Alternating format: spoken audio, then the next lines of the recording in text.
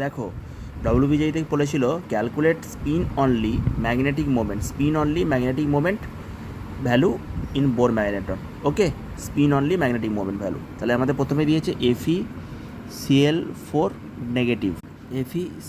Negative. তাহলে এফির এখানে oxidation state কত বলো, x-4-1, x সমান +3 স্টেটে আছে। তাহলে এফি যদি +3 স্টেটে থাকে তাহলে এফি +3 আমাদের কনফিগারেশন কী হবে, আর্গন 3d5, মানে কি হয় আমাদের 26, মানে আর্গন 18 3d4s 20 6 26, এটা হয় আমাদের এফির। তারপরে Fe3+, মানে 3টে ইলেকট্রন নেই, তাহলে কত হবে, 4s থেকে এখানে একটা ইলেকট্রন বেরিয়ে গেছে, তাহলে 3d5 হলো। তাহলে এইটার আমাদের আনপেয়ার্ড কতগুলো ইলেকট্রন বলেছে, এই Cl4 নেগেটিভ কী হয়, Cl4 নেগেটিভ কী করে বলো, Cl4 নেগেটিভ হচ্ছে উইক ফিল্ড লাইগ্যান্ড।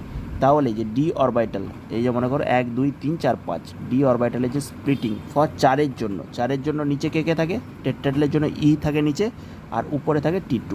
তাহলে এখানে দেখো 1 2 কটা আছে আমাদের বলো, আমাদের এখানে কটা ইলেকট্রন, এই দেখো এই এনার্জি গ্যাপটা যত আমাদের ডেলটি, মানে এখানে হচ্ছে টেট্রাহেড্রালের জন্য এই যে গ্যাপটা এটা কম, তাহলে এই যে ইলেকট্রনগুলো এখানে চলে যেতে পারে উপরে যে এনার্জি লেভেলে চলে যেতে পারে, নাহলে এখানে পেয়ার্ড হয়ে যেত। কিন্তু পেয়ার্ড হতে পারছে না, কারণ এইটা ছোটো কম, মানে টেট্রাহেড্রাল চারের জন্য, সেই জন্য চলে যাচ্ছে। তাহলে 5টা আমাদের আনপেয়ার্ড ইলেকট্রন থাকে এখানে 3Dতে। ওকে, 5টা এখানে আনপেয়ার্ড ইলেকট্রন, 5টা। তাহলে 5টা যদি আনপেয়ার্ড ইলেকট্রন থেকে যায়, এখানে যদি 5টা আনপেয়ার্ড ইলেকট্রন থাকে, তাহলে আমাদের রুট ওভার কত হবে, 5 × 5 + 2, root over 5 × 5 + 2 spin only magnetic moment value, এটা μs যদি আমি বলি, তাহলে কত হচ্ছে, এরকম হবে। ঠিক আছে, তার মানে 5 পয়েন্ট সামথিং হবে অ্যান্সার।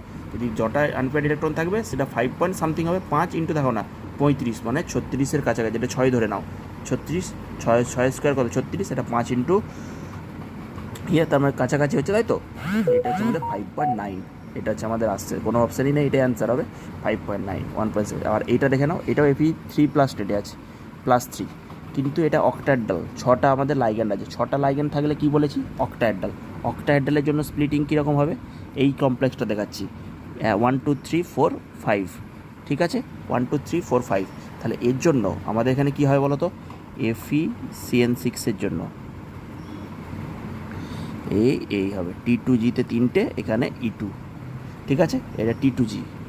তাহলে এখানে 1 2 3, এখানে একই 3d5,